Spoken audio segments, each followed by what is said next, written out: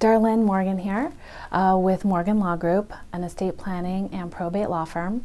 Another question that I get a lot is whether a will avoid probate. And typically just having a will in place is not going to avoid probate. What you'd need to have in place is a living trust. When you have a living trust in place, then so long as all the assets are titled correctly, then we would be able to avoid probate. So why would we not want to have a probate?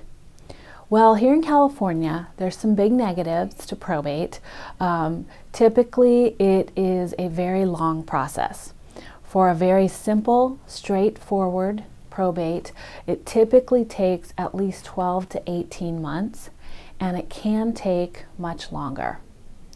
The other thing about probate is it's public, which just means that anyone can go down to the courthouse, they can see what your assets are, who's going to be receiving them, and private information about your financial assets.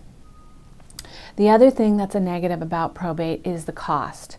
So here in California, we have a statutory fee, which means that we literally just flip open the probate code, we run our finger down to the gross value of the estate, and there's a formula there, and we work it out, and it typically will come out to be about 4 to 5% total when we consider all the costs of probate.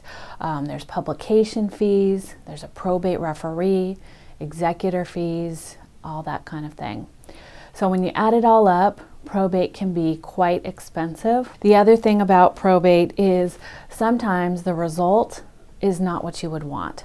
So for people who go through probate without a will, the court will end up deciding who's going to be your executor, maybe someone you didn't want.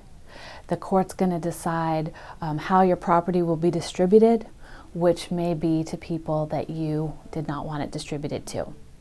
So that's why in advance of anything unexpected happening, you can plan ahead, of course, by either preparing a will, or to avoid probate, we'd want to prepare a trust.